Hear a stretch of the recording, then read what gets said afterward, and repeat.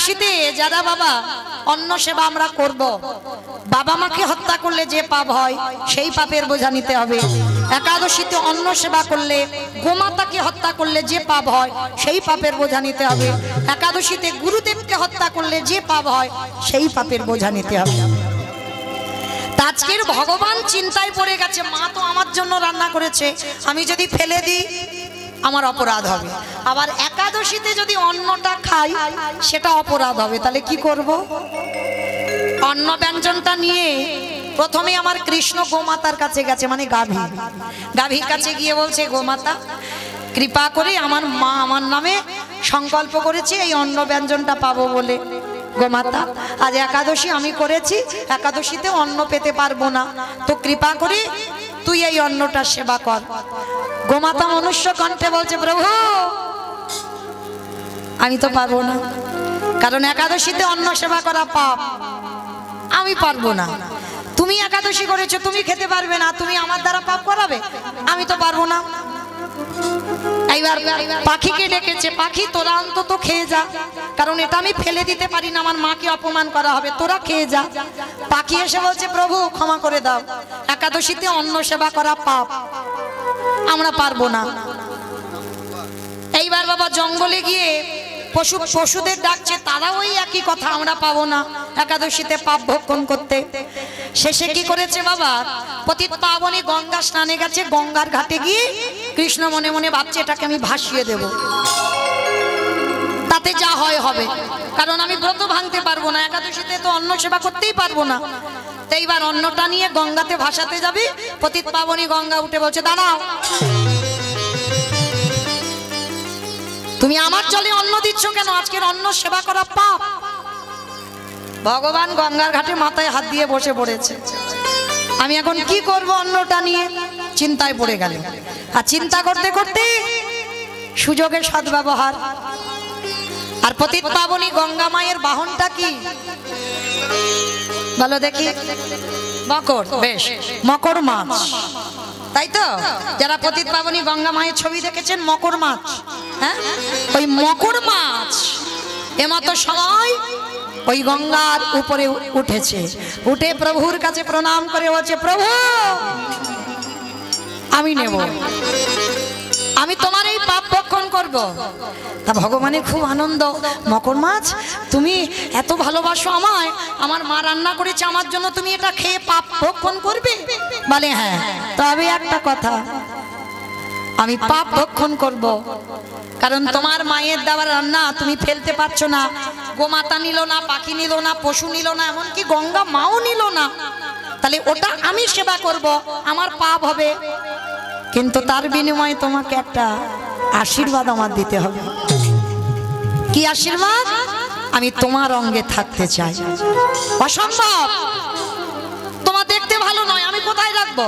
আমি যদি আমার নাকের উপরে রাখি তোমার কিরকম আমার দেখতে হবে বলো? আমার রূপটা বাজে হয়ে যাবে, দেখতে ভালো লাগবে না। যদি আমার কাঁধে বসিয়ে রাখি কিরকম লাগবে? আর তাছাড়া আমি তো গাভী নিয়ে চলি, আমি তোমাকে বাহন করতে পারবো না।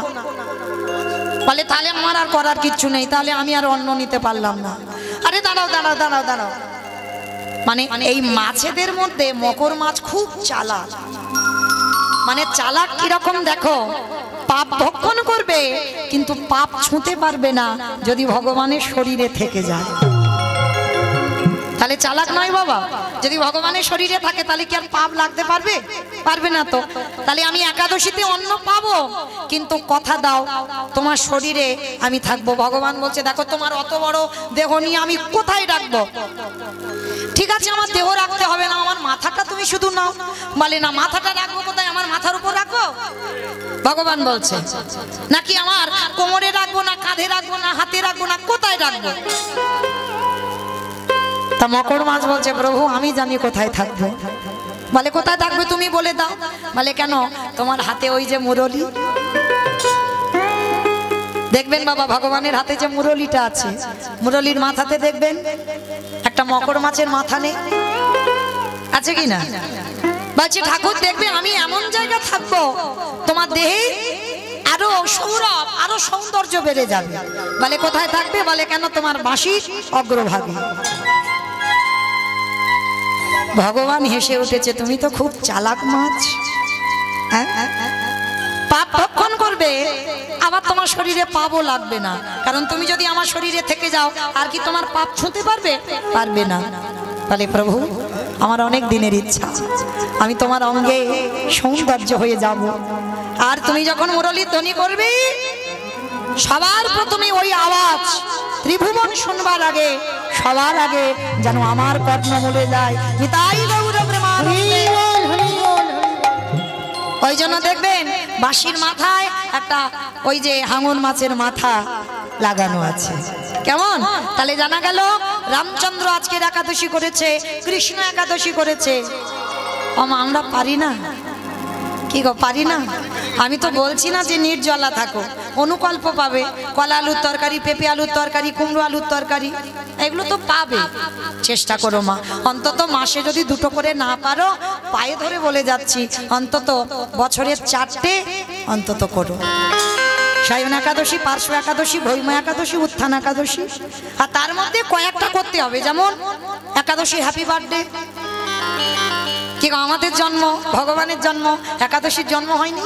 হয়েছে তো অগ্রহায়ণ মাসে, যেটা হচ্ছে উৎপন্না একাদশী। পাঁজিতে লেখা থাকবে, দেখবেন উৎপন্না একাদশী। এইটা হচ্ছে একাদশীর আবির্ভাব তিথি। তাহলে মায়েরা চেষ্টা করো, কারণ আমি চাপিয়ে দিলাম না।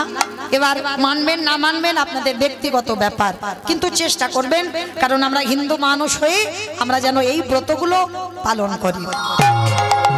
তো চলেন আজকের একাদশী তিথিতে বাবা যারা করেছেন পূর্ণ, যারা করেননি তাদেরও পূর্ণ। তো চলো আমরা, বাবা নিমন্ত্রিত করে এনেছেন, ওনার আদেশ শিরোধার্য করে লীলা আস্বাদন হবে। আমাকে অনুমতি দিলেন যে লীলাটা গাবার জন্য। আস্বাদন হবে আজকে ভক্ত সবরী উদ্ধার। আস্বাদন হবে ভক্ত সবরী উদ্ধার। তো এই যে সবরী মা, এই লীলা শুনতে গেলে বাবা একটু ত্রেতা যুগ যেতে হবে, রঘুপতি রামচন্দ্রের কথা। কারণ এই সবরী মা ছিল আমার রামচন্দ্রের একনিষ্ঠ ভক্ত। পঞ্চবটির বনে একাধারে থাকতো বাবা হীরা চণ্ডাল আর মাতা মোহিনী। এদের স্বামী স্ত্রীর সংসার। ভালো করে শুনবেন মায়েরা, আপনাদের বোঝার মতো লীলা। আমরা বলি না উচ্চ বংশে জন্ম নিতে হয় তবে ভগবানের কৃপা, না, নিজ জাতি হয়েও তারাও ভগবানের কৃপা লাভ করে। কিরকম?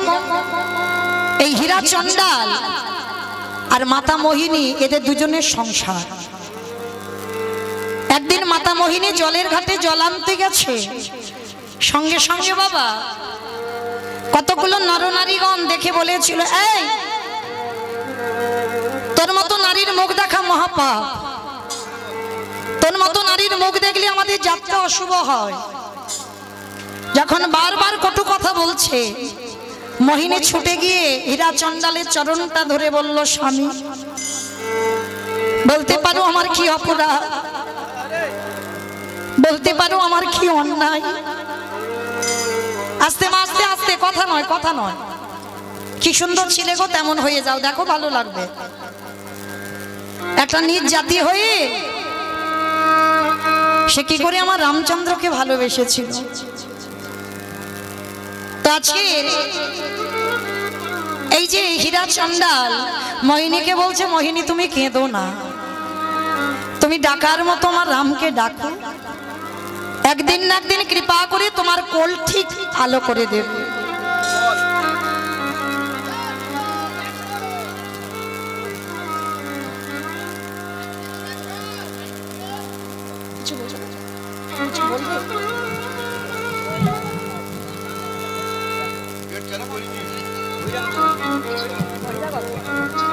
বেশ, যা রাধে, একটু ভক্ত চরণে আমার নিবেদন।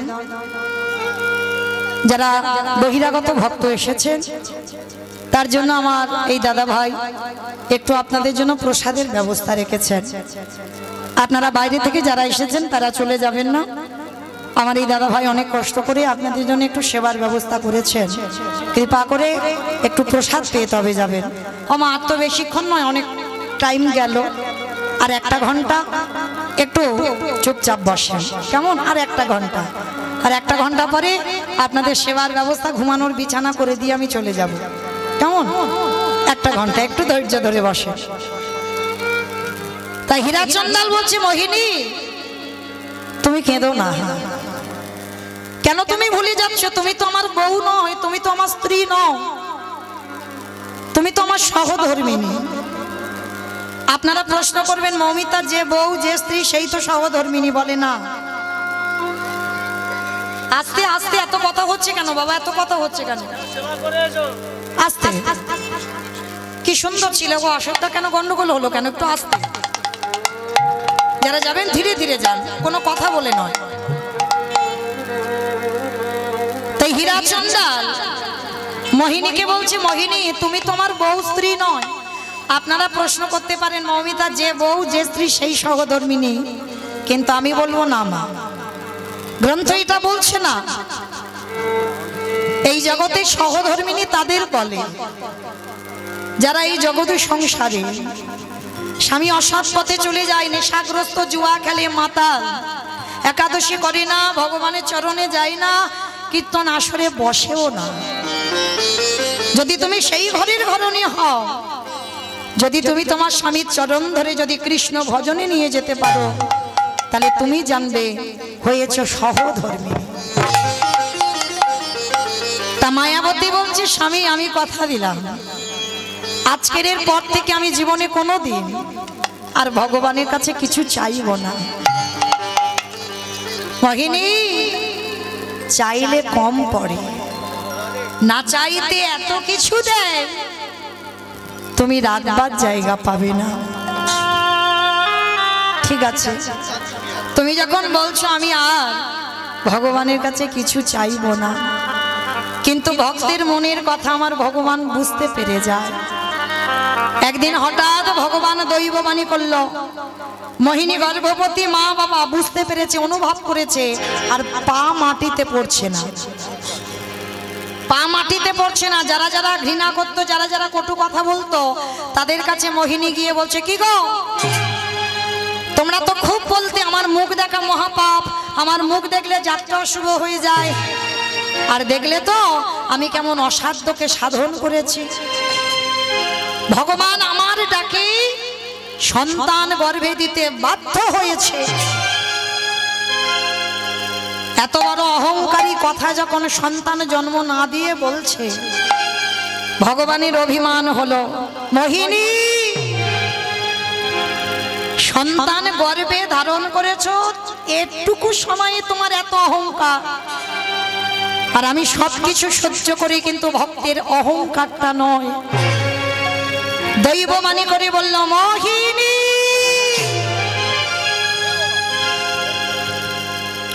সন্তানের তুমি জন্ম দেবে, সন্তানের তুমি মা হবে, কিন্তু আমি তোমায় অভিশাপ দিয়ে রাখলাম, এই সন্তানের কোনোদিন তুমি মুখ দর্শন করতে পারবে না।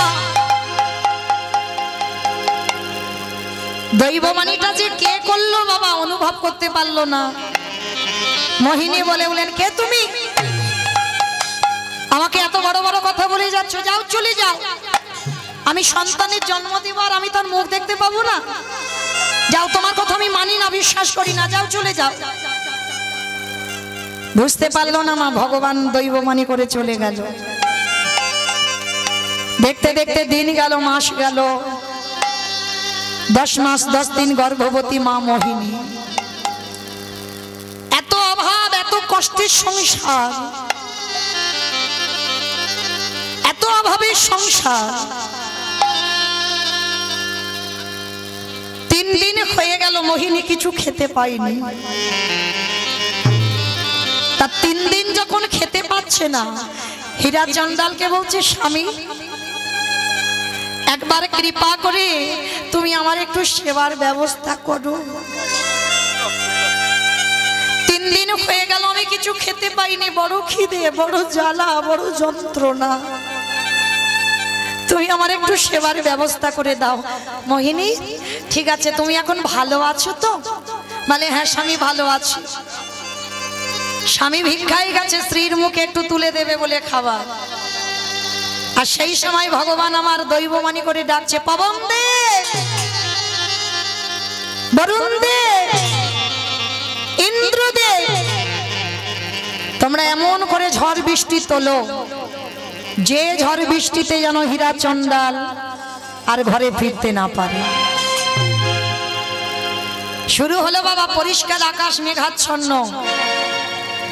ঝমঝম করে বৃষ্টি নামলো, চারিদিকে মেঘের গর্জন, বিদ্যুৎ চমকিত হলো। হীরা চন্ডাল ভিক্ষা করে খাবার পেয়েছে স্ত্রীকে খাওয়াবে বলে, একটা গাছের তলায় দাঁড়িয়ে আছে বাবা। প্রচুর বৃষ্টি হচ্ছে, ঝড় বৃষ্টি বজ্রপাত। আর এদিকে কুড়ে ঘরে মা মোহিনী প্রসব যন্ত্রণা শুরু হলো। অসহ্য যন্ত্রণায় ছটফট করতে করতে মোহিনী চিৎকার করে বলল, কেউ কি নেই, কেউ কি নেই যে কেউ একবার আসে আমার কাছে। আর এই মাতৃ যন্ত্রণা যে পেয়েছে সে জানে, ওই যন্ত্রণায় ছটফট করতে করতে মোহিনীর কোল আলো করে একটা ফুটফুটে কন্যা সন্তানের জন্ম হলো। কিন্তু জন্ম দিয়ে মোহিনীর মৃত্যু হয়ে গেল।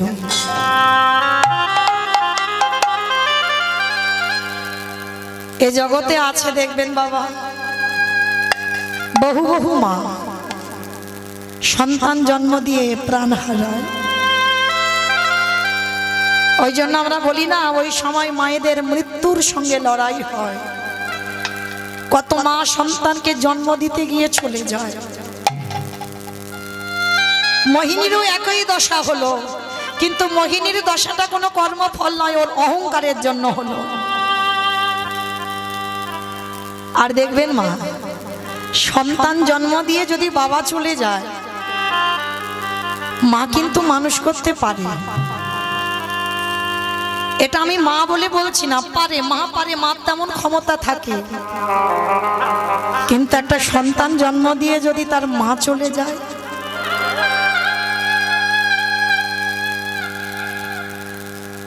সন্তান মানুষ হয় কিন্তু মানুষের মতো মানুষ হয় না।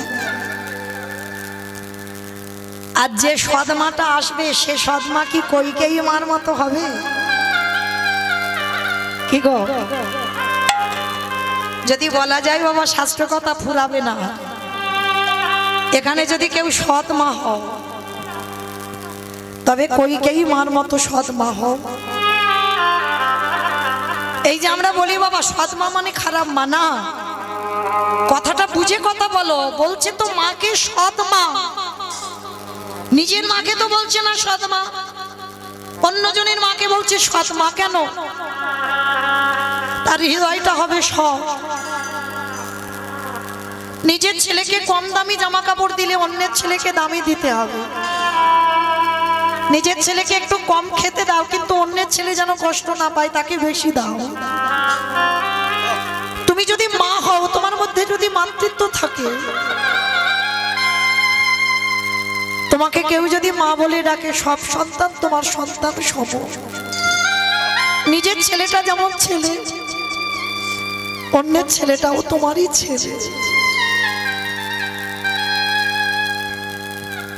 কিন্তু আজকের মা মোহিনী চলে গেল, হীরা চন্ডাল জানে না। একদিনের একটা ছোট্ট মেয়ে জন্ম দিয়ে চলে গেল, একদিনের বাচ্চা। আর যেই না মেয়েটার জন্ম হলো, ওদিকে ঝড় বৃষ্টি সব থেমে গেল। হীরা চন্ডাল চমকে উঠলো, এ কি, এত ঝড় বৃষ্টি হচ্ছিল, এক্ষুনি সবটাই থেমে গেল কি করে? তাড়াতাড়ি করে স্ত্রীকে খাওয়াবে বলে ওই খাবারটা নিয়ে আসছে। মোহিনী, মোহিনী, মোহিনী।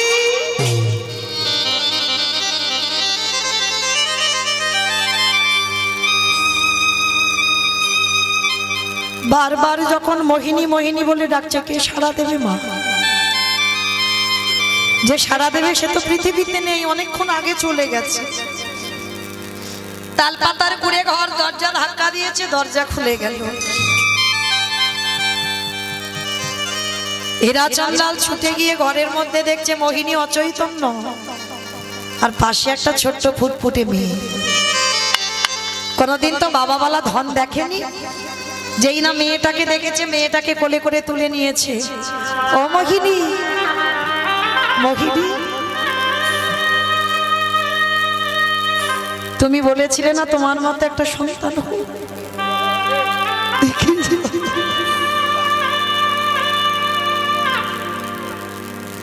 একবার দেখে যাও, তোমার মতোই তো হয়েছে।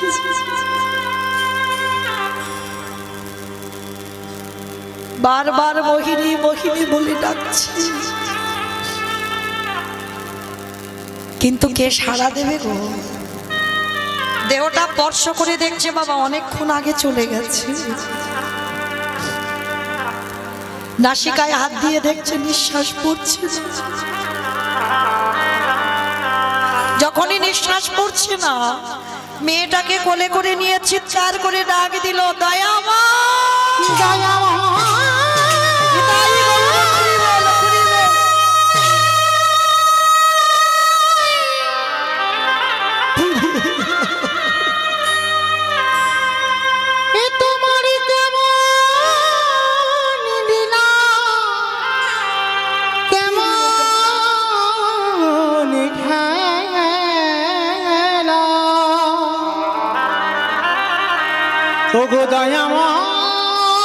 আমি তো তোমার কাছে বলিনি, ওগো কৃপা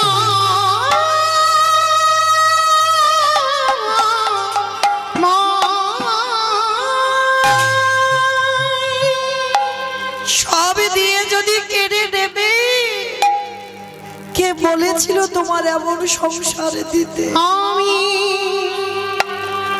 সুখের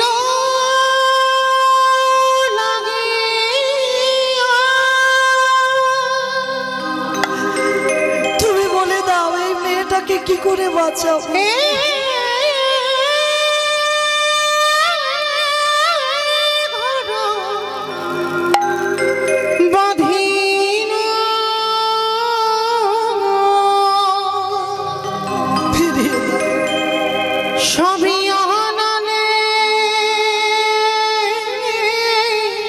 আমি চাইনি তোমার কাছে কোনোদিন কিছু,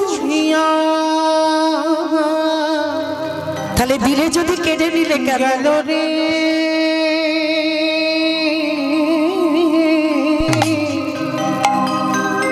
সবই অনানে পুরিয়া গেল।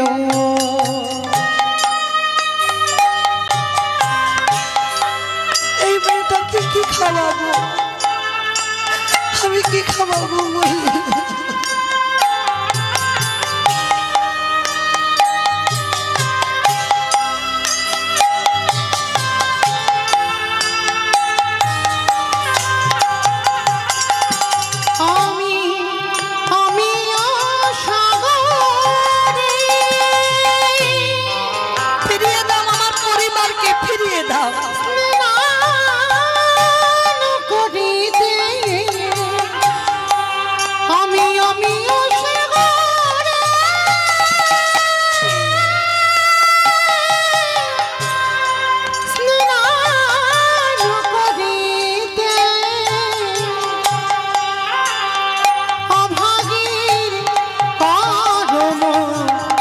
দোষেরে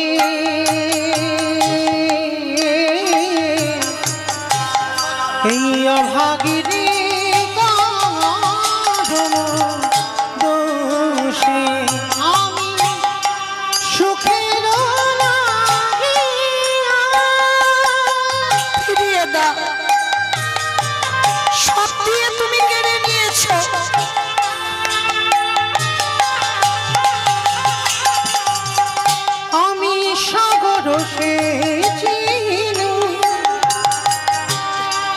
মানিক হলো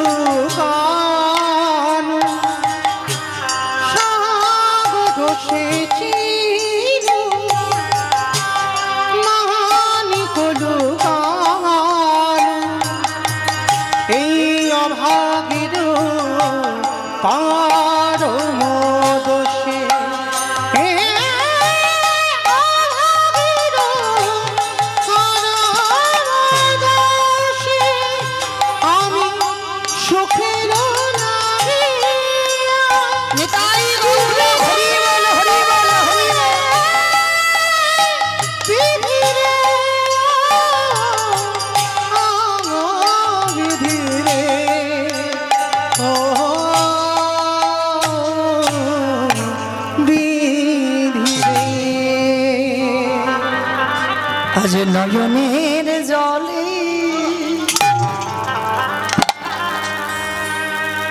ওই একদিনের কন্যাকে কোলে তুলে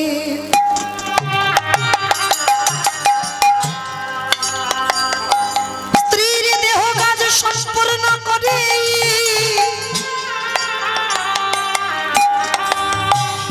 ওই মেয়েটাকে নিয়ে বসে বসে কাঁদে বলে দয়াময় তুমি বলে দাও এই মেয়েটাকে আমি কি খাইয়ে বাঁচাইয়ে রাখবো ও গো কৃপামা নিতাই গৌর হরি বল হরি বল হরি বল ও গো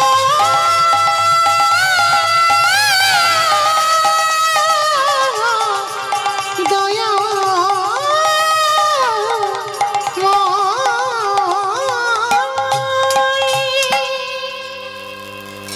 এইবার হঠাৎ ভক্ত বাৎসল্য ভগবান আমার থাকতে পারলো না স্বর্গ থেকে একটা কাম ধেনুকে পাঠিয়েছে হীরাচন্দালের ঘরের দরজায় আর ধেনুটা এসে হাম্মা হাম্মা করে ডাকছে আর এই কাম ধেনুর একটা বিষয় আছে বাবা এর কাছে যে যা চায় তাকে তাই দিয়ে দেয় আমার সৌভাগ্য হয়েছে বাবা আজ থেকে কিছুদিন আগে গিয়েছিলাম করিমগঞ্জ জেলা আসাম ওই করিমগঞ্জ জেলায় এখন জীবিত আছে কিনা জানি না গাভীটা কিন্তু আমরা যখন গিয়েছিলাম তখন নিজের চোখে দেখে এসেছি কামধেনু কাকে বলে গাভীর বাঁট দিয়ে দুধ দুইতে হতো না বালতি বসিয়ে দরজা বন্ধ করে একটা ধূপ জেলে চলে আসতো আপনি থেকে গাভীর বাঁট দিয়ে দুধ পরে বালতি ভর্তি হয়ে যেত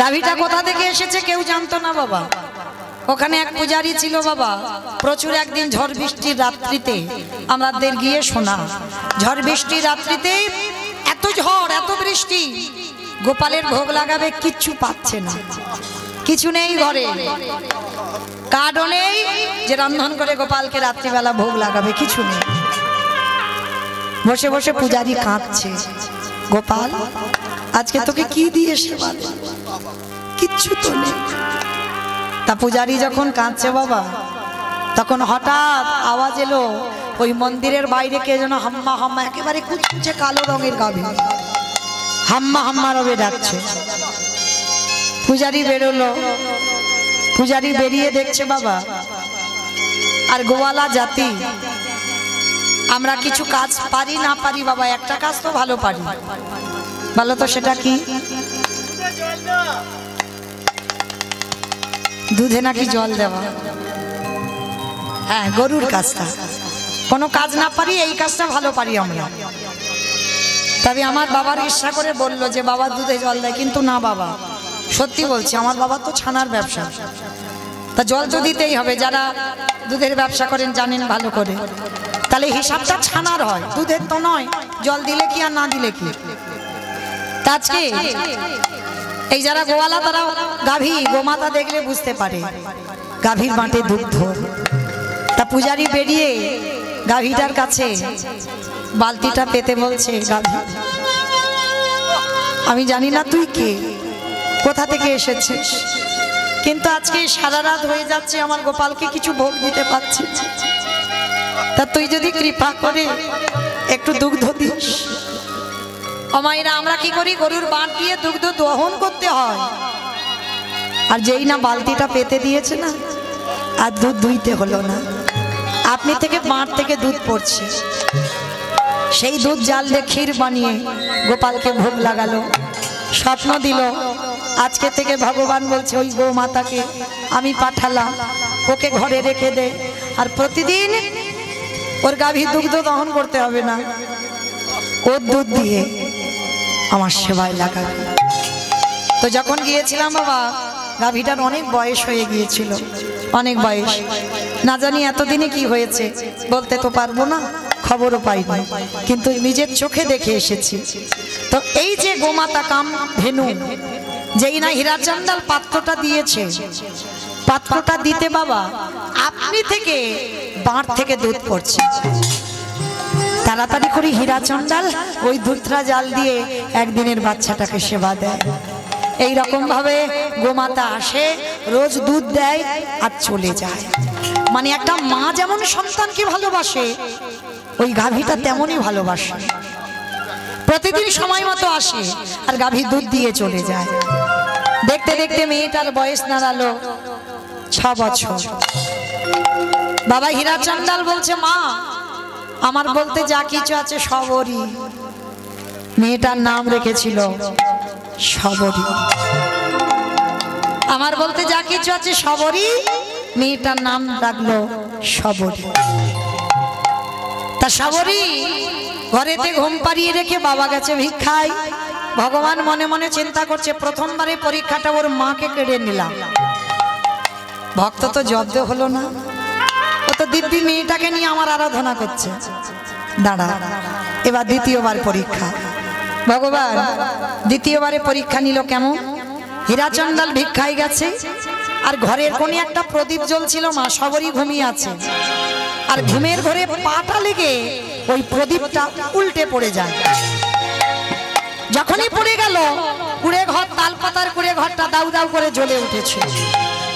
সবরই ঘুমিয়ে আছে, সে কিন্তু জানে না স্বর্গ থেকে কামধেনু দেখতে পাচ্ছে কি সবরই ঘুমিয়ে আছে আর এত আগুন, তার মানে ও তো একটু পরে পুড়ে ছাই হয়ে যাবে।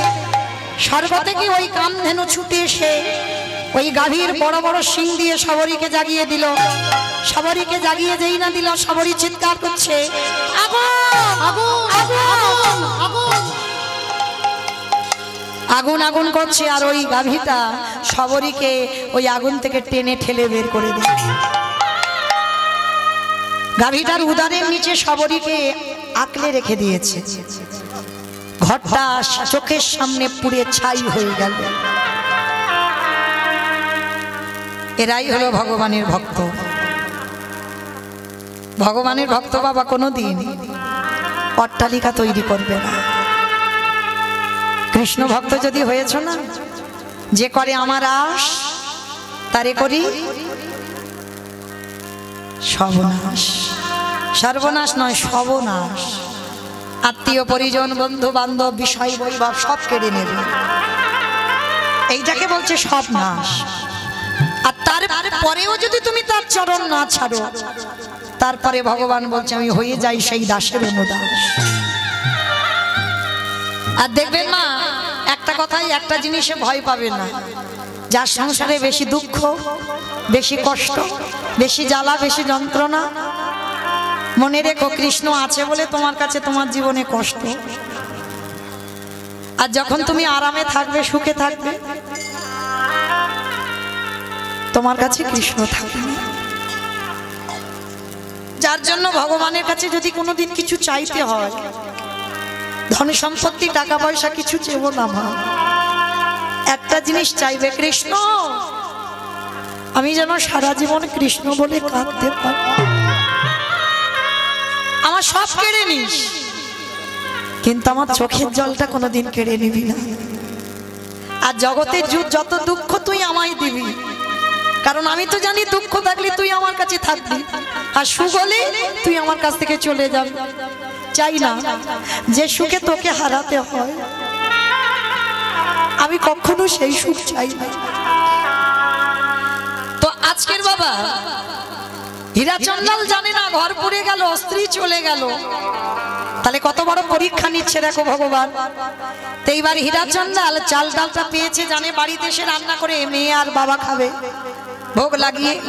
তো হীরা চন্ডাল মাথায় চাল ডালের পুটলিটা তুলে নিয়েছে আর নিজের মনের আনন্দে বলছে, ওগো ভগবান তুমি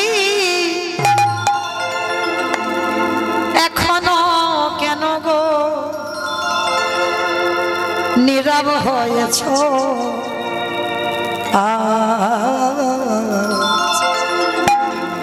তোমার সৃষ্টি, তোমার বিধান মানে না কে গো? ওগো তোমার সৃষ্টি, তোমার বিধান মানে না কি হইয়া?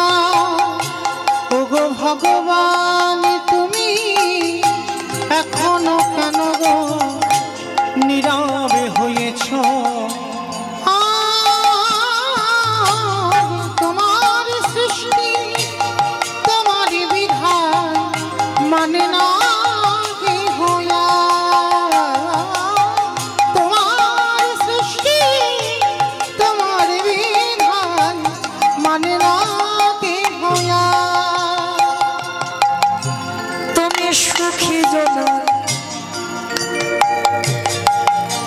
করো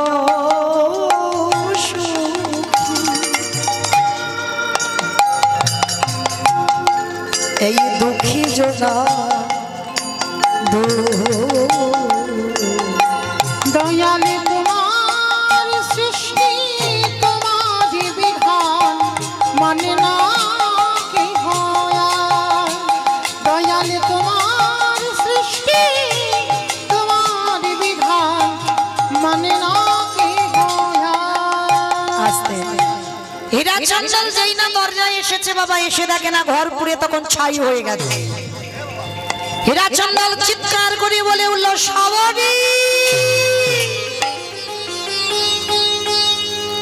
ও প্রথমে তুমি আমার স্ত্রীকে কেড়ে নিয়েছো তারপরে তুমি আমার ঘর কেড়ে নিয়েছো তারপরে তুমি আমার সবরীকেও কেড়ে নিলে বেশ এবার আমার পালা তো আমাকে তোমার নিতে হবে না আমি আসছি তোমার কাছে সবে হীরা চন্দল ওই সরুজ জলে সবে ঝাঁপ দিতে যাবে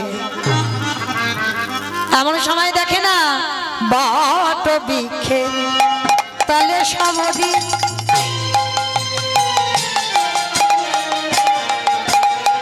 দেখো করো জড় করি বট বৃক্ষের তলে সবরী আরো জড়ো করি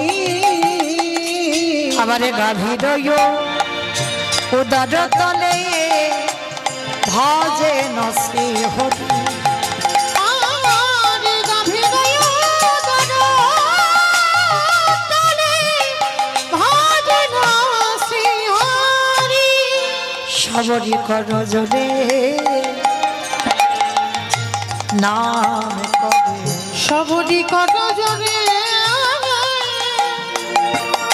নাম করে বলি রামে দেখা নাম বলে সবরী কর জোরে নাম করে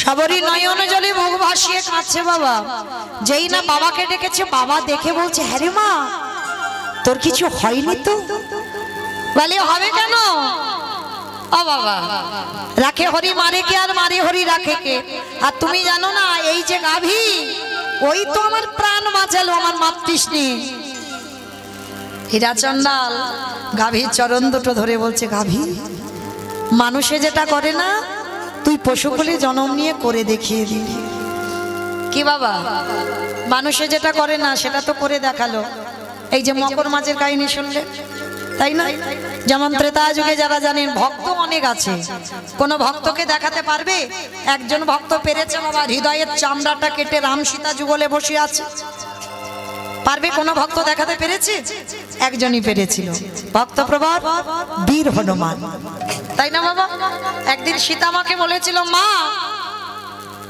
ওই যে নারীরা মাথাতে লাল মতো ওটা কি পরে গো তা সীতা মা বলছে বাবা এটা সিঁদুর ও মামা সিঁদুর কেন পরে স্বামীর অমঙ্গলের জন্য মামা মন্দ বলেনি তবে তোমাদের এই বর্ধমানে নয় আমার কলকাতার এলাকায় যাবে সিঁদুর টিঁদুরের আর বালাই নাই সে একটা লিকুইড পাওয়া যায় বাবা একটুখানি ঠেকিয়ে দেবে মাথায় কোন রকমে বাবা ঢাকা দিয়ে দেবে বুঝতে পারবে না তার বিয়ে হয়েছে কি হয় আমার বলছি বলে যেন অপরাধ নিও না আমার কথা নয় কেমন কারণ আমার এলাকার দিকে যাবে বাবা বুঝতে পারবে পিছন থেকে কে নারী আর কে পুরুষ বোঝা বড় ভাত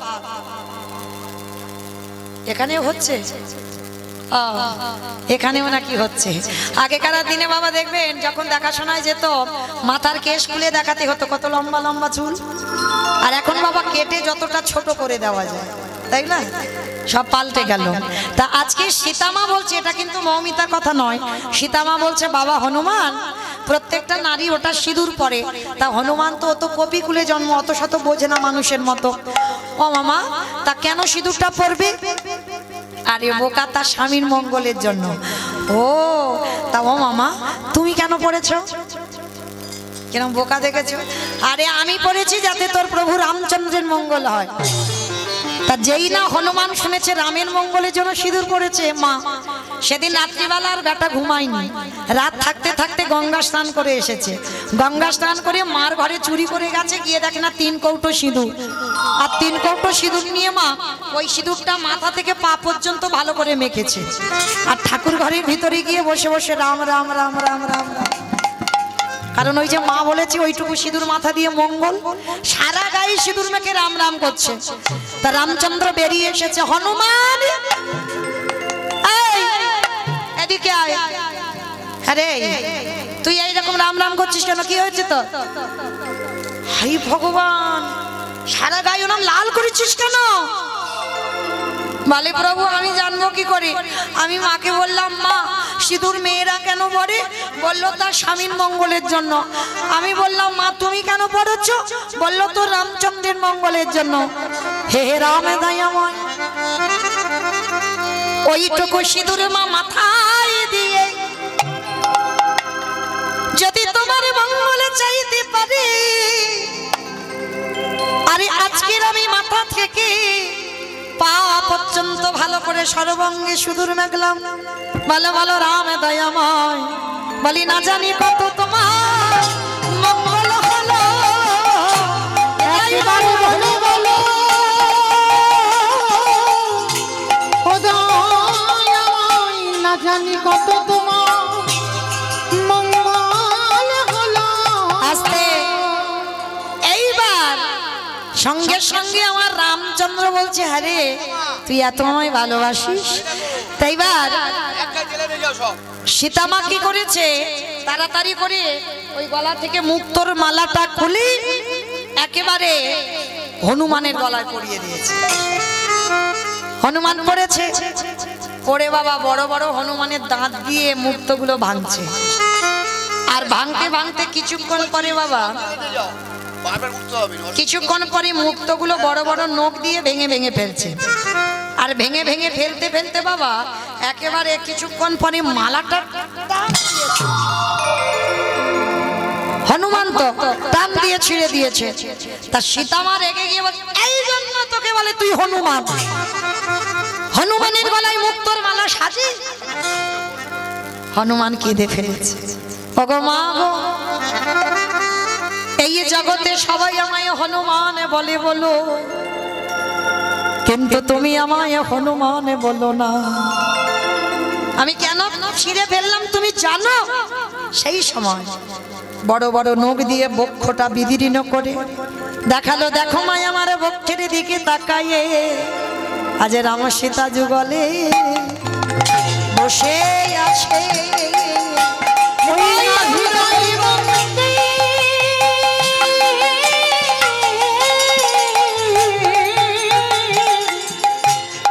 আজি হৃদয় মন্দির আহন করে রাম সীতা যুগলে বসে আছে। আস্তে এই যে রাম সীতা যুগলে বসে আছে, তখন আমার জানকী মা কেঁদে বলেছিল, হনুমান আমার ভুল হয়েছে বাবা, তুই কপিকুলে জন্ম হতে পারে কিন্তু তুই মানুষের থেকে অনেক উপরে। তাহলে কোন কোন ক্ষেত্রে বাবা দেখবেন পশু পাখিরা মানুষের থেকে অনেক উপরে কাজ করে। আজকের হীরা চন্ডাল লীলাতেও গাভীকে বলছে, গাভী তুই যদি না থাকতিস আমার সবরই বাঁচত না। এইবার মেয়েকে নিয়ে আবার বাবা নতুন ঘর বাঁধলো, আর নতুন ঘর বেঁধে সবরীকে শেখালো, মা শোন, যা কিছু খাবি আমার রামকে দিয়ে খাবি, কেমন? যা কিছু খাবি। ঠিক আছে বাবা, আর একটা কথা সবরী, কারোর কাছ থেকে অযাচিত ভাবে কিছু নিবি না, যদি বা নিস বিনিময়ে বাবা কিছু দিতে হবে। এটা সবার শিক্ষা থাকা দরকার। শুধু হাত পেতে নিলে হবে না মা, বিনিময়ে তোমাকে কিছু দিতে হবে। কারণ নিতে নিতে তোমার চাওয়াটা বাবা ওদিকে ভরা পূর্ণ হয়ে যাবে। তোমাকেও তো কিছু খণ্ডন করতে হবে, তোমাকেও তো দিতে হবে। তুমি যেমন নিচ্ছ তোমাকে তেমন দিতে হবে। তো এইবার লক্ষ্য করে দেখেন, বাবা ছেলে দুজন, বাবা মেয়ে দুজনের সংসার। প্রথমে স্ত্রীকে কেড়ে নিল, দ্বিতীয়বারে ঘর পুড়িয়ে দিল, এবার 3 নম্বরের পরীক্ষা। মানে কিরকম ঘষে মেজে নিচ্ছে দেখো ভক্তকে, মানে পোড় খেয়ে যাচ্ছে ভক্ত। তাই এইবার 3 দিনের জ্বরে দৈব দুর্ঘটনায় হীরা চণ্ডালের মৃত্যু হয়ে গেল। যখনই মৃত্যু হয়ে গেল, হীরা চণ্ডাল একাকী হয়ে গেল। হরি বল। হীরা চণ্ডালের মৃত্যুর পর সবরী মা একাকী হয়ে গেল। তখন বয়স ছিল মেয়েটার 6 বছর। বাবার মৃত্যুর পর কি খাবে গো ওইটুকু বাচ্চা মেয়ে? যার বাড়িতে যায় চণ্ডাল কুলে জন্ম বলে ঘৃণা করে তাড়িয়ে দেয়। আর কি খেয়ে সবরই বেঁচে থাকে জানো? পঞ্চবটির বনে একাধারে মতঙ্গ সাধুদের আশ্রম। এই সাধুরা প্রসাদ পায় আর এঁঠো পাতাগুলো নর্দমায় ফেলে দেয়। যখন পাতাগুলো ফেলে দেয়, সবাই তো আর প্রসাদ সব খেতে পারে না, কিছু কিছু থাকে। ওই যেগুলো এঁঠোগুলো থাকে কুকুর বিড়াল খায়। সবরই চুরি করে তাদের পাতাগুলো যখন ফেলার সময় হয়, সবরই চুরি করে কুকুর বিড়ালের সঙ্গে ওই উচ্ছিষ্টগুলো সেবা করে। ভক্তকে কত পরীক্ষা দিতে হয় দেখে। তো প্রতিনিয়ত ওই সাধুদের প্রসাদ পায়। তো একদিন সবরই চৈতন্য হলো, এটা তো পাপ। কারণ আমার বাবা তো আমাকে শিখিয়ে গেছে, মা কারোর কাছ থেকে কিছু নিলে তুই কিন্তু বিনিময়ে কিছু দিবি মা। কিন্তু আমি তো চণ্ডাল কুলে জন্ম, আমি যদি কিছু করতে যাই ওদের আশ্রমে, আমি ছোট জাত বলে আমাকে ঘৃণা করবে সবাই। আমার নিজ কুলে জন্ম বলে আমাকে ঘৃণা করবে। তাহলে কি করব? তাহলে একটা কাজ করি, ওই সাধুরা যখন ঘুমিয়ে পড়বে, আমি জঙ্গল থেকে কিছু কাঠ নিয়ে ওই সাধুদের রান্নাঘরে দিয়ে দেব। আর যখনই সাধুদের রান্নাঘরে দেব, সাধুরা আমার গোড়ানা জ্বালানি কাঠে তারা রান্না করে প্রসাদ পাবে। আর এতেই চুরি করে সাধু সেবা পেয়ে যাবে। 6 বছরের মেয়ের কত চৈতন্য দেখেন। তা সাধুরা তো রাত্রিবেলা ঘুমায়, আর সবরই দিনের বেলা ঘুমিয়ে থাকে, বাড়িতে থাকে। আর রাত্রি হলে সন্ধ্যা হবে, সবরই জঙ্গলে যায়, শুকনো শুকনো কাঠ কুড়ায়। কাঠের বোঝাটা বেঁধে চুরি করে, যাতে কেউ জানতে না পারে। ওই রাত্রিবেলা একেবারে বলে রে, একেবারে বলে রে, একেবারে বলে রে আমার মন, কতদিনে পাবি রে তুই সাধুর শ্রীচরণ। উলুধ্বনি মাইরা বলি রে, একেবারে বলি রে, বলি রে আমার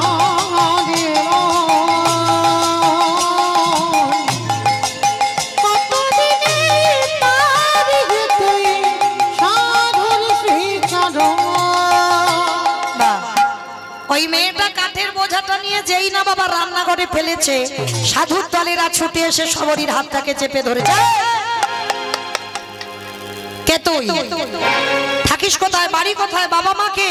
নাম কি তো? সবাই মিলে একেবারে জোরে ধরে ফেলেছে মেয়েটাকে।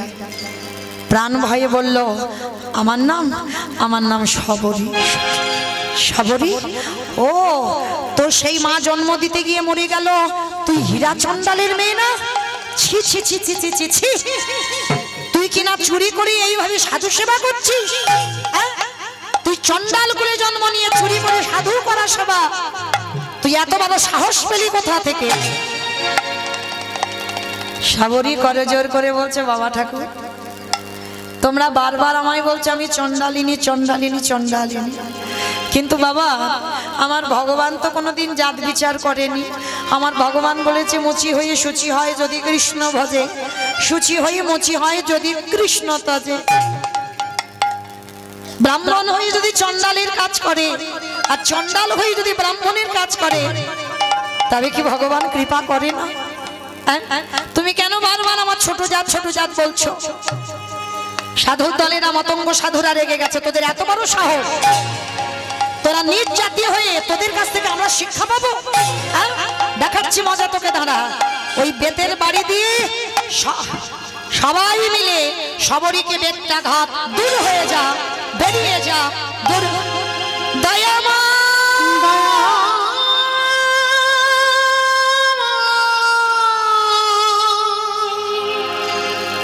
এত মারা মেরেছে, ছেলে মেয়েটার অঙ্গ দিয়ে রক্ত ঝরে ঝরে পড়ছে।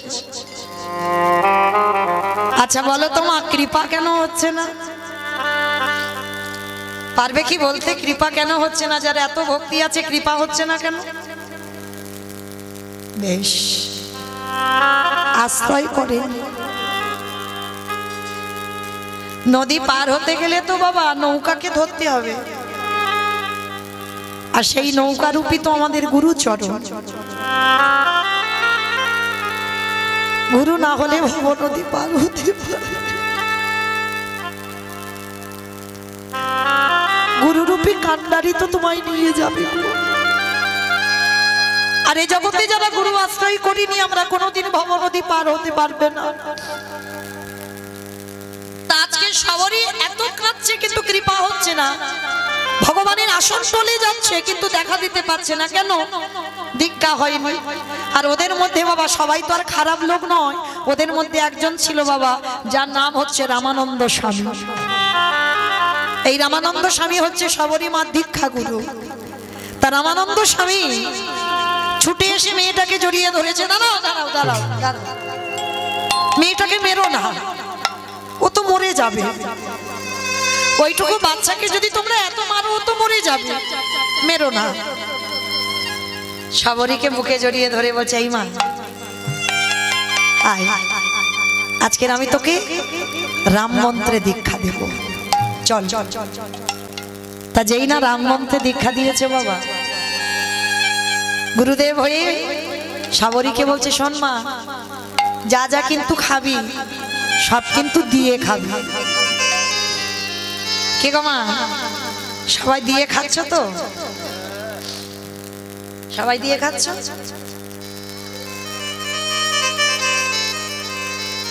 যে ডালা সাজিয়ে দিতে হবে না, সবাই তো আর আমরা পাচ্ছি না বাবা ভগবানের প্রসাদ ভোজি হতে।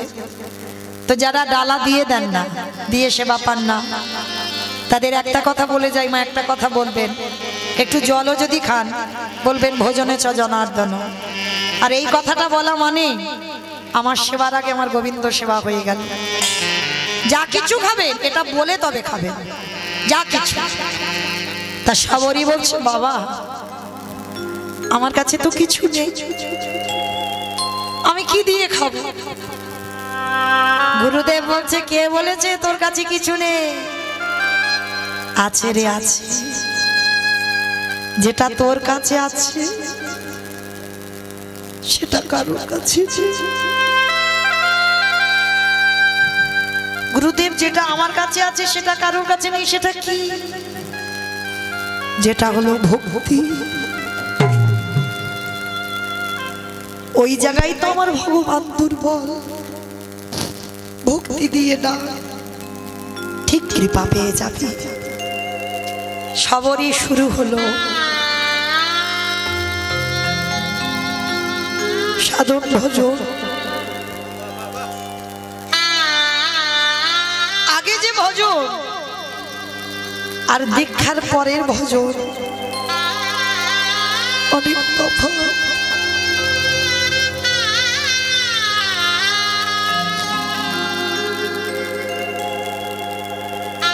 সবরই দীক্ষা পাবার পর জঙ্গলে জঙ্গলে মা আহার করে কি? ফল। ফল আহার করে, গাছে থেকে ফল পাড়ে, যেটা টক, যেটা তিতো, সেটা নিজে খায়, আর যেটা খেয়ে দেখে নাই মিষ্টি সুস্বাদু খুব স্বাদ, সেটা খেয়ে অর্ধেকটা রেখে দেয় প্রভু রামকে খাওয়াতে। ভালোবাসা দেখেছ? আমরা তো বলি বাবা ভগবানকে বাসি কাপড়ে খেতে দিলে খায় না, ভগবানকে খেয়ে নাকি খেতে দিলে খায় না। সত্যি কি তাই? আমাদের তো বজর নেই গো, আমরা তো ভালোবাসতে পারিনি, খাবে কি করে ভগবান? হাজার ভক্ত ডালা সাজিয়ে দিচ্ছ, ভগবান খাচ্ছে না, কারণ আমরা দিতে শিখিনি। সবারই একটা করে ফল খেয়ে রেখে দেয়, যেটা মিষ্টি ফল। কবে বলতে কবে রাম আসে, আর এই ফলটা দিতে হবে। অমায়রা খাওয়া ফল থাকে, পচে যায়, পোকা লেগে যায়, নষ্ট হয়ে যায়।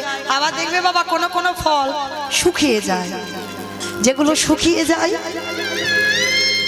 সেগুলো রামের জন্য গুছিয়ে রেখে দেয়, কবে আমার রাম আসবে আর আমার এই ফলগুলো তাকে খেতে। কিন্তু এইটা কারণ নয়, সবারই খেয়ে খেয়ে দেখছে কেন সব গাছের ফল, সারাদিন সকাল থেকে বিকাল পর্যন্ত শুধু গাছের ফল পেড়ে খায়, প্রত্যেকটা গাছের ফল পেড়ে পেড়ে খায় কেন? ছোটবেলায় হীরাচন্দাল বাবার কাছ থেকে গল্প শুনেছিল, রামের সব থেকে বড় শত্রু কে? কে মা? রাবণ। শুনে রেখেছে তো সবরই, সেইটা বিশ্বাস করে আছে যে আমার রামচন্দ্রের সব থেকে বড় শত্রু রাবণ। আর সেটাই ভয় লেগে গেছে মেয়েটার, যদি কোনো ফলের গাছের মধ্যে বিষ দিয়ে দেয়, আর যদি রাম বনেবাসে এসে খিদের জ্বালায় যদি গাছ থেকে ফল পেড়ে খায়, যদি আমার রামের কিছু হয়ে যায়, মরণ যদি হয়, আগে আমার হোক, আমার ভগবান রাম যেন ভালো থাকে।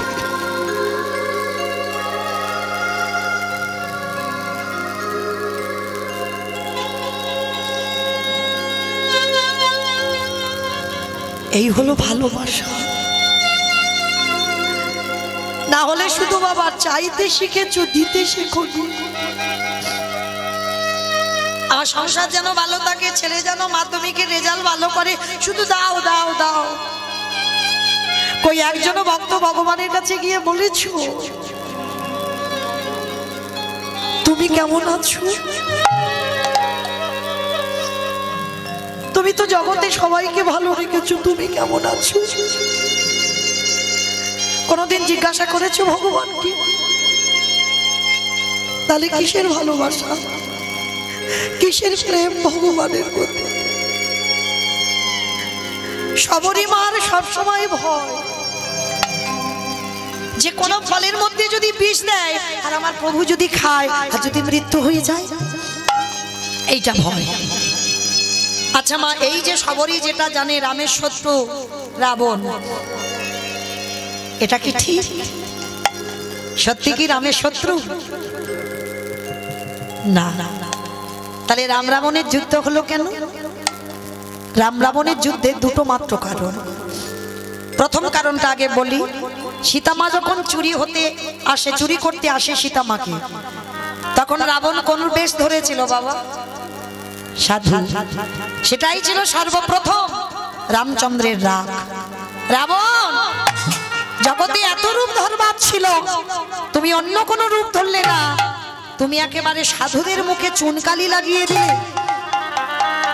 সাধু হয়ে যদি নারী চুরি করে নিয়ে যায়, তাতে সমাজ কি শিখবে? সাধু নামে কলঙ্ক হবে। এটা ছিল রামের প্রথম রাগ।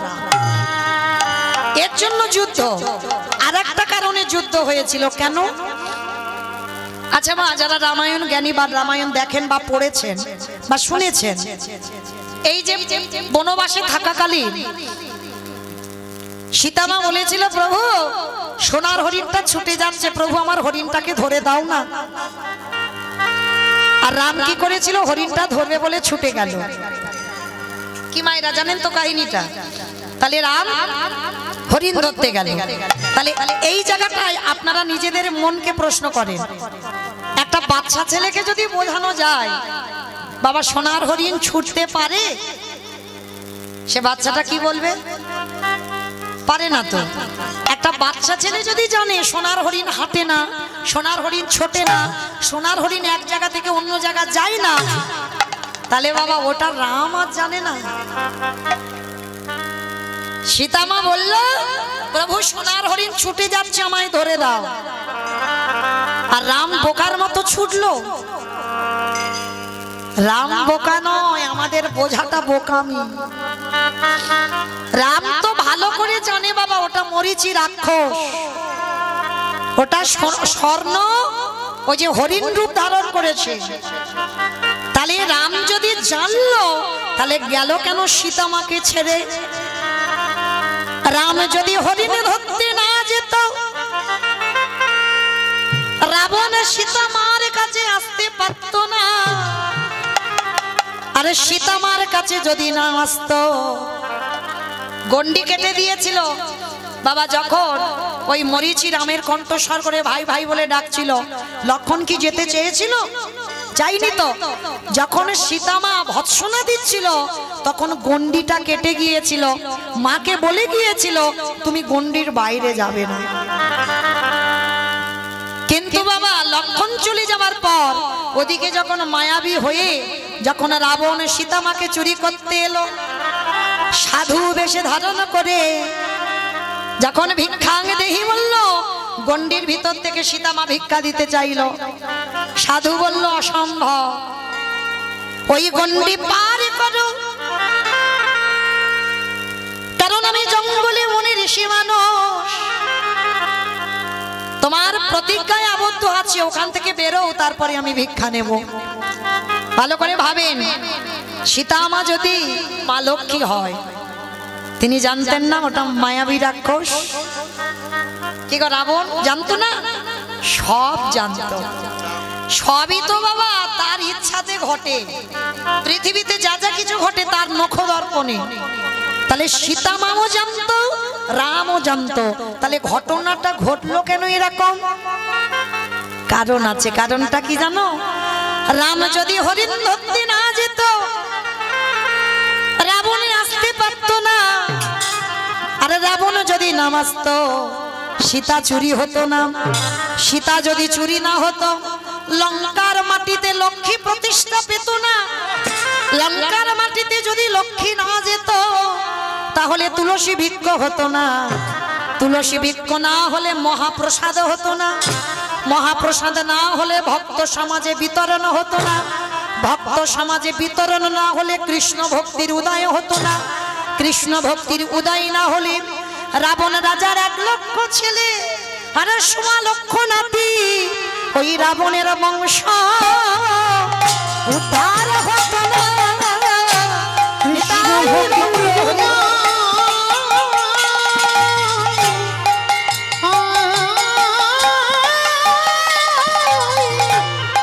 কৃষ্ণ ভক্তির উদয় না হইলে রাবণ রাজার বংশ ধর হতো না। আস্তে এইবার কি হলো মা, ঘটনাটা দেখেন। এইবার সেই রাবণ রাজা, তাহলে পরিষ্কার বোঝা গেল কিসের জন্য রাম রাবণের যুদ্ধ? এই দুটো কারণের জন্য যুদ্ধ। তাহলে এই যে সবরীমা জেনে গেল যে আজকে রামচন্দ্র যদি আসে ফলের মধ্যে বিষ মাখিয়ে রাখবে, তাই সবরীমা আজকের এই ভজন করতে করতে বার্ধক্য দশা, দন্ত পড়ে গেল, চামড়া আলগা হয়ে গেল, মাথার চুল পেকে সাদা, কোমর ভেঙে গেল, লাঠি ঠুকতে ঠুকতে আসে, বসে বসে ভজন করে। আর ওই কান্না একদিন চলে গেল আমার রামের চরণে। এতদিনের কান্না আজকে সার্থকতা হলো। কি গো, সেই জন্ম থেকেই তো মেয়েটা কাঁদছে। ভগবান জগৎকে শেখালো, কতটুকু তুমি চোখের জল দিয়েছো ভগবান পাবে, কতটুকু তুলসী গাছে জল দিয়েছো চোখে যে তুমি ভগবান পাবে। যে যত বেশি কাঁদতে পারবে কৃপা তত তাড়াতাড়ি হবে। সবরই দিন সময় হয়ে গেল বাবা, অনেক বয়স হয়ে গেছে। বসে বসে সারাদিন দেখা দে দেখা দে দেখা দে। আর কি রাম থাকতে পারে? রাম লক্ষ্মণের হাতটা ধরে সবরীর দরজায় এসেছে। দরজায় এসে ডাকছে, সবরী সবরী, বাড়িতে আছিস মা? কে কে আমায় সবরী বলল? লাঠি ঠুকতে ঠুকতে এসেছে। এসে দেখে না দুই অপূর্ব রূপের ছেলে। কে রে বাবা তোরা? সে কি আমায় ভুলে যাচ্ছ? আমি কে? আমার জন্য তো সেই ছোটবেলা থেকে কাঁদছো। মা সবরী? বাবা আমি ভালো করে বুঝতে পারছি না, বয়স হয়েছে তো। কে রে বাবা তুই? আমি তোমার রামচন্দ্র। চমকে উঠেছি, রাম রাম তুই এসেছিস,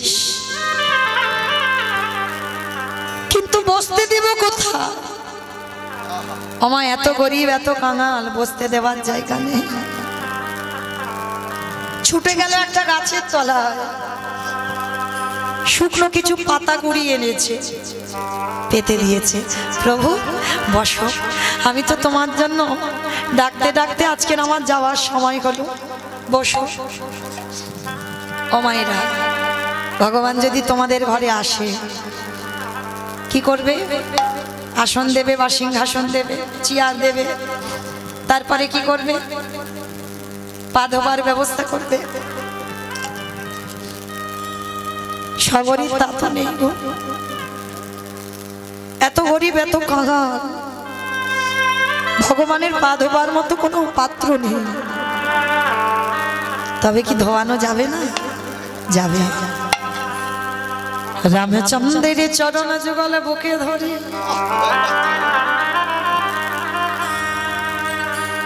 এই খালে বিলে নদী নালার জলে নয়,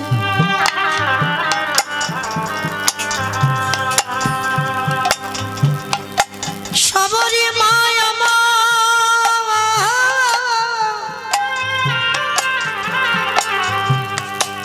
ওই রামের চরণে যুগলে বুকে ধরে খালবিলি নদী নালার জল নয়, সবরী মারে চোখের জল। এ জল মা আপনাদের আমাদের মতো নয়, এ জল যেন বাবা নদীর স্রোতের মতো নালা বেয়ে যাচ্ছে, জল আর বন্ধ হচ্ছে না, যেমন ঢেউ হয়। রামের চরণ দুটো ধৌত হয়ে গেল।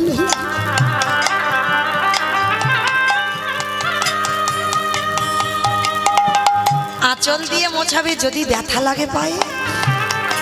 সবরীমার মাথার কেশটা খুলে দিয়েছে, রামের চরণটা মুছিয়ে দিয়েছে। প্রভু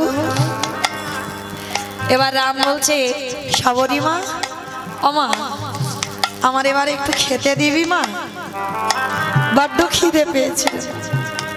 প্রভু আমি ছোট জাত, আমি ছোট, তুমি খাবে, তুমি খাবে আমার হাতে? এই কে বলেছে ওইসব চন্ডাল টন্ডাল আমার কাছে বলিস না। মা দে না, খুব খিদে পেয়েছে। দাঁড়াও প্রভু, তুমি একটু দাঁড়াও, আমি দেখছি। ছুটে গেছে ঘরে, সেই যে ঝুড়িতে বাবা রাখা ছিল, যে ফলগুলো পচে গিয়েছিল তো পোকা গেছে ফেলে দিয়েছে, আর যেগুলো মিষ্টি শুকিয়ে গেছে শুকনো, সেই ফলগুলো তো ঝুড়িতে রাখা আছে। ঝুড়িটা কাকে করে নিয়ে এসেছে? বয়স হয়েছে তো, কোমর ভেঙে গেছে। প্রভু, তোমার জন্য আমি তুলে রেখেছি, দেখো আমি খেয়ে দেখেছি, খুব মিষ্টি ফল। কোনো জ্ঞান নেই যে আমার মুখে থুতু লালা ভগবানকে দেব, ও জ্ঞান নেই। মা যেমন সন্তানকে ভালোবাসে, কি গো? দেখবেন বাবা সন্তান ফোন করে বলে দিল, বাবা তুমি আমার জন্য একটা 5 টাকা দামের বিস্কুট এনে তো। বাবা ছেলের জন্য একটা 5 টাকা দামের বিস্কুট এনে দিয়েছে। বাবার সামনে ছেলেটা বিস্কুটের প্যাকেটটা ছিঁড়ে খাচ্ছে। বাবা কাঙালের মতো হাত পেতে ছেলের কাছে বলছে, হ্যাঁ রে বাবা আমার একটা বিস্কুট দিবি? ভালো করে বুঝবেন এইটা ভালোবাসাটা কেমন। 5 টাকা দামের ছেলের জন্য বিস্কুট এনেছে, বাবা 5 টাকা দামের আর একটা প্যাকেট এনে খেতে পারে না? পারে তো। ছেলে রেগে যায়, যেই বাবা চাই বিস্কুট দে, ছেলে রেগে গিয়ে ঠাকুমাকে বলে, ও ঠাকুমা দেখো না তোমার ছেলে আমার কাছে বিস্কুট খালি খালি চাইছে। বাবা তবু বলে, দে না বাবা। ছেলে তাড়াতাড়ি করে বিস্কুটগুলো সব গালের ভিতরে দিয়ে দেবে, বাবাকে যাতে দিতে না হয়। বাবা তবু বলবে, হ্যাঁ রে বাবা তো ওই গালে থেকে ওই যে থুতু লেগে আছে, ওই বিস্কুট একটু দে না বাবা। কেন? এই যে সন্তানের প্রতি ভালোবাসা, বাবা সন্তানের যে প্রেম, বাবা কিনে খেতে পারে কিন্তু ওই যে সন্তানের মুখে থেকে একটু ভেঙে বাবার বদনে দিলে যে ভালোবাসাটা, যে প্রেম, ওইটা তুমি কোথাও পাবে না, পয়সা দিলেও পাওয়া যাবে না বাবা ওই ভালোবাসাটা। তা সবারই মা থুতু লেগে আছে, ওই সব কিছু জ্ঞান নেই। তা ওই এটো ফলটা নিয়ে রামচন্দ্র তো অনেক লম্বা, মুখে হাত যাচ্ছে না। সবারই কাঁদছে আর বলছে, প্রভু এমন সময় এলে আমার কোমর ভেঙে গেল, তোমার বদনে হাত আর উঠছে। সেই যদি এলে তো অসময়ে এলে কেন?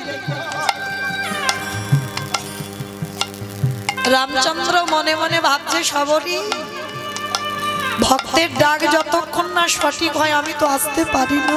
ওরে সবরি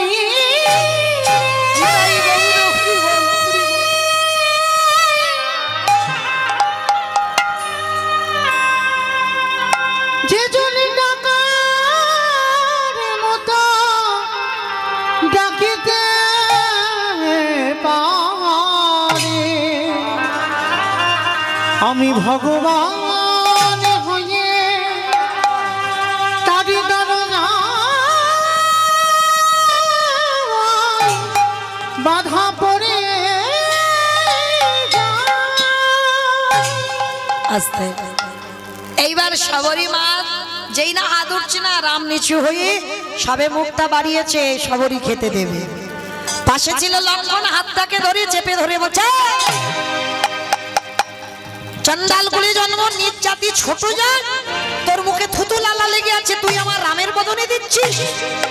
তুই জানিস আমার দাদাকে সবাই রাজভোগ দেয়, ফল মিষ্টি দেয়, আর তুই তোর ওই মুখে থুতু লালা লেগে আছে ওই ফল দিচ্ছিস? আবার শুকনো হয়ে গেছে। ওই ফলটা কেড়ে নিয়ে সবরী মার কাছ থেকে লক্ষ্মণ ফলটা দূর করে দিল। যেই না ফেলে দিল, সবরী রেগে গেল। রেগে গিয়ে বলে উঠল, তোমার ভাই বলে আমি ওকে ছেড়ে দেব না, আমার প্রেম ভালোবাসা মাখানো ওই ফল তোমার মুখে দিতে দিল না। তোমার ভাই ফলটাকে ঘৃণা করলো, আমি অভিশাপ দিলাম। আমার ভজন যদি সঠিক হয়, ওকে আমি অভিশাপ দিলাম, যেদিন তোমার ভাই মৃত্যুর সঙ্গে লড়াই করবে, ওই ফলের রস না হলে তোমার ভাই প্রাণ ফিরে পাবে না, পাবে না, পাবে না। ফলটা লক্ষ্মণ যেখানে ফেললো, জায়গাটা ছিল গন্ধমাদন পর্বত। পল্লব ফলটা তার থেকে জন্ম নিল বিশাল্য করলি পাতা। যেদিন রাম রাবণের যুদ্ধে ছোট ঠাকুর লক্ষণ শক্তিশালী পড়ে গেল, বৈদ্য কবিরাজ ওঝা সবাই এলো, লক্ষণের প্রাণ ফিরাতে পারছে না। তার মধ্যে সুসেন বৈদ্য বলেছিল, রাম ভাইকে যদি বাঁচাতে চাও চলে যাও গন্ধমাদনে, সেখানে গিয়ে বিশাল্য করলি পাতা নিয়ে এসো। ছুটে গেল, আর বিশাল্য করলি পাতা আনবে কে? হনুমান বলছে, প্রভু আমি যাব। ছুটে গেল, আর গিয়ে বাবা পাতা চিনতে পারছে না, বেটা হনুমান তো চিনতে পারছে না কোনটা বিশাল্য করলি পাতা। কি গো, এখানে এতজন ভক্ত আছে বাবা, অনেক রকমের গাছ গাছরা দিলে চিনতে পারবে কোনটা বিশাল্য করলি পাতা? এখন অর্ধেক ভক্ত জানে না বিশাল্য করলি পাতাটা কেমন। হরি বল। তা হনুমান তো দূরের কথা, তা হনুমান চিনতে পারেনি বলি পর্বতটা সমেত চাগিয়ে তুলেছে। এত ক্ষমতা হনুমানের। ছোটবেলায় সূর্যকে লাড্ডু মনে করে খিদে পেয়েছে, গিলে খেয়ে ফেলেছে। হরি বল। পর্বতটা চাগিয়ে এনেছে, এনে যখন রামের কাছে রেখে, রাম তো অবাক, হ্যাঁ বাবা কি করেছিস, এটা তুই কি করে করলি? তোকে পাতা আনতে বলেছি, পর্বত নয়। বলে ঠাকুর এমনি এমনি কি এনেছি, চিনতে পারিনি পাতা কোনটা, তুমি চিনে নাও। বলে ও, সুসেন বৈদ্য উঠলো পর্বতে, পাতাটা চিনে রসটা ভালো করে নিগড়ে লক্ষণের বদনে দিচ্ছে। লক্ষণ প্রাণ ফিরে পেয়েছে। ফিরে পেয়ে দাদাকে বলছে, ও দাদা তোমাকে একটা কথা জিজ্ঞাসা করব। কি কথা রে ভাই? আচ্ছা শুনেছি যা যা কিছু ঘটে তোমার চিত্রপটে, তোমার নখ দর্পণে, তুমি যদি মনে করতে আমার প্রাণ বাঁচাতে পারতে না? পারতে তো, তাহলে কিসের দরকার ছিল বিশাল্য করলি পাতা আনার? রাম মৃদু হেসে বললেন, ভাই রে,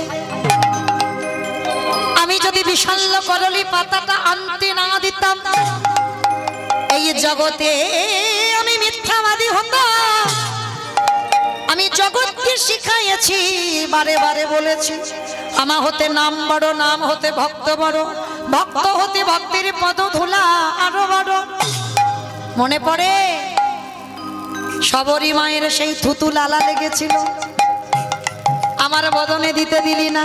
কিরে ভালো করে ভেবে দেখ, সেই থুতু লালা লেগে থাকা ফল, তার থেকে তো বিশাল্য করলি পাতার জন্ম। তাহলে শবরীর থুতু তোর বদনে গেল। সমাজকে শিখিয়ে দিলাম ভক্ত বড়, আমি ভালো ভালোবাসি, আমি যে ভক্ত ছাড়া রহিতে নারী, আমি যে ভক্ত বড় বড় ভালোবাসি। এইবার যেই না বাবা সেই মতঙ্গ সাধুরা তো শবরীকে ঘৃণা করত। শবরী মাকে বলল, মা চল তোকে আমি একটু সমাজে সবার কাছে সম্মানটা দিই। যেই না শবরীর হাত ধরে গেল, মতঙ্গ সাধুরা বলছে, কি ও ছোট জাত? বলে চুপ, ও ছোট জাত নয়, তোমরা উচ্চ বংশে জন্ম নিয়ে তোমরা ছোট জাত, কারণ ওই মেয়েটার জন্য তোমরা তো আমার দেখা পেলে।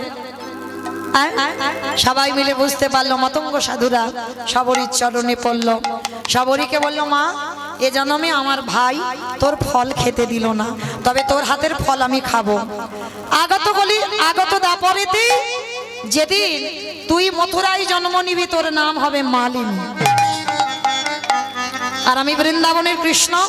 যেদিন তুই ফল বিক্রি করতে করতে আমার নন্দালয়ে আসবি, আমি তোর কাছ থেকে ফল কিনে খাবো, বিনিময়ে পয়সা দিতে পারবো না। দুমুঠো ধান দিয়েছিল, আর সেই দুমুঠো ধান ফলবালি ঘরে গিয়ে দেখলো সোনার ধানে পরিণত হলো। তাহলে ত্রেতা যুগে শবরীর ফল খায়নি, কিন্তু রামচন্দ্র খেয়েছিল। কবে? দাপরেতে কৃষ্ণ অবতারে। সীতারামে ভজলে মানবা। আমার রামচন্দ্রের লীলা যখন হলো, একটা রামচন্দ্রের ভজন হোক। সীতারামে ভজলে হে মানবা, একেবারে সীতারামে ভজলে মনুয়া, সীতারামে ভজলে মনুয়া, একবার সীতারামে ভজলে মনুয়া। জরুরি